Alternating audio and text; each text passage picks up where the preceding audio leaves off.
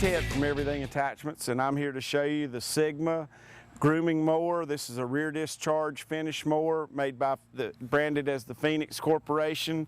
Comes from Italy. It has a lot of different features, a lot of adjustments, and a lot of reasons why we've picked this mower to be the best. We've sold most all of them: Wood, Land Pride, Bush Hog, and for the performance, it's as good or better as any of the others.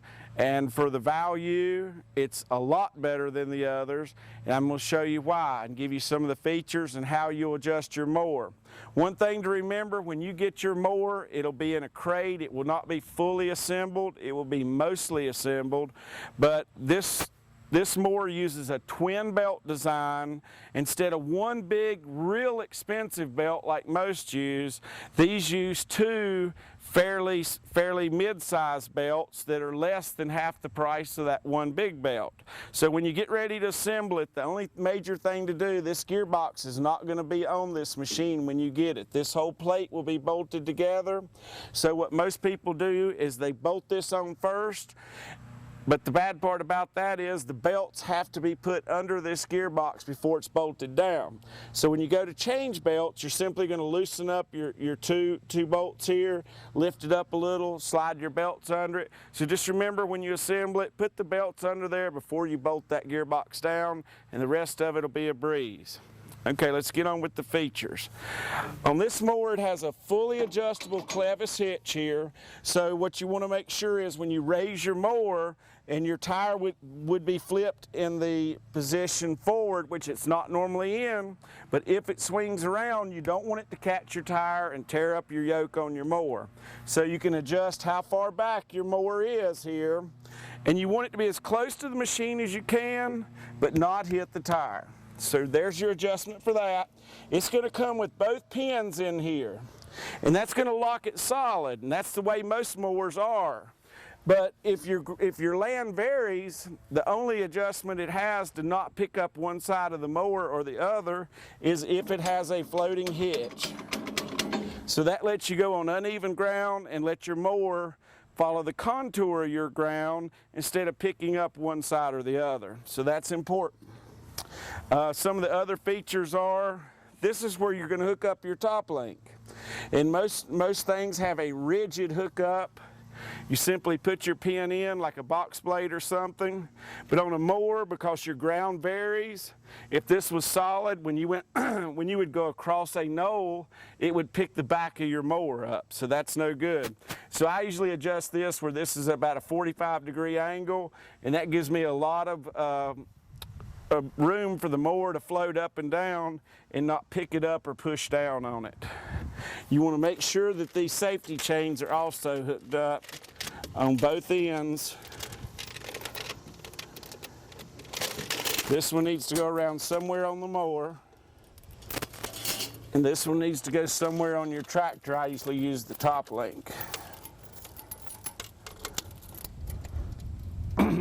Now on a mower, it's very rare, and I don't know of any case really, that you're going to need to cut your PTO shaft. It should work with about any tractor with no problem. The adjustment for your height on your mower, you're simply going to raise it up, take out your pin here, and change the bushings from the top to the bottom. If you put all the bushings at the top, it's going to be mowing in its lowest position. Same way, if you put all the bushings at the bottom, you're going to be mowing in your highest position. If we pick somewhere in the middle, hope this is about right. It's easy to change. If you have a lot of certain kind of like boxwoods or certain type of shrubs, and you're going to be turning and going under them, and you know you don't change your height much, you might want to replace these with a bolt. So these can't, it's hard to get these off, but still yet, it's an expensive loss if you do get them knocked off and you lose your spindle and all your bushings and so forth. So if you've got a lot of bushes that are really tough, you might want to change those out with bolts. It's real easy to grease. You just push your grease gun right through here, 3 different places. Spindles are greasable here. Your wheel is also greasable. Now this comes in a solid tire or a rubber tire model or an air tire model. I prefer the solid tire simply because I can't have a flat. You can get either. We sell mostly the solid tires. Does have oil in the gearbox. It comes with the oil in it, so you won't have to mess with that. It's heavy construction. All we used to sell is side discharges, and now all we sell is rear discharges just about.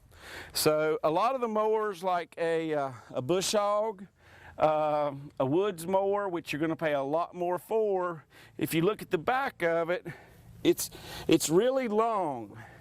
And it kind of, and this, if you'll notice on this one discharges all the way from one side to the other side, so it lets it spread out just a little bit. On a woods mower, it comes back really far and narrows up. This part of the mower does not discharge at all. So what you end up with is kind of a windrow look, like it needs to be raked and baled. This is going to let it scatter out, leave a more even pattern, and not give you that windrow effect. So we've mowed this with the bad boy mower yesterday, and we've left a patch just simply for this demonstration here with a rear discharge mower. And this is a 540 RPM mower. What I usually recommend is open your tractor to full throttle, back it off just enough to hear the difference, and that's usually about where I'm at. This mower has a very high blade tip speed and will leave as good a cut as a bad boy mower or any other body's mower that's on the market. He's just trying to pick the right gear to mow in.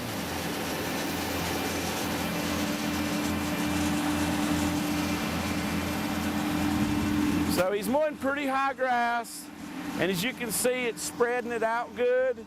It's not leaving a windrow.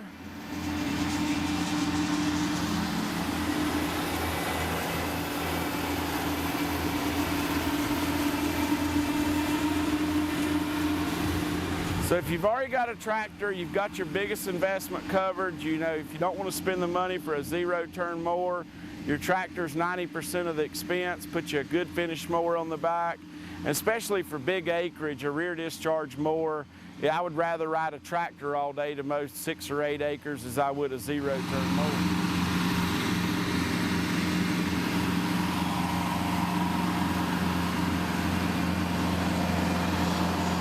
If you'll notice, the few clods that have been left in this patch of grass from the bad boy mower, because the rear discharge discharges all the way across, it doesn't leave clods of grass in any direction because it has such a wider path to discharge out of the back.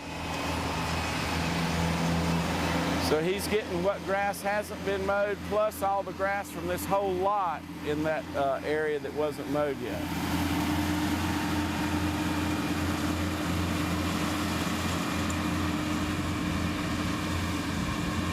It looks just as good as what I mowed yesterday with a bad boy mower.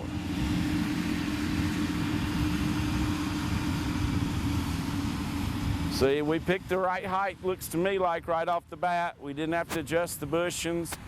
It's left the grass loose on top here. There's no clods. It's going to dry quick, dissipate quick. It's like putting the mulch back into your yard instead of bagging it or something.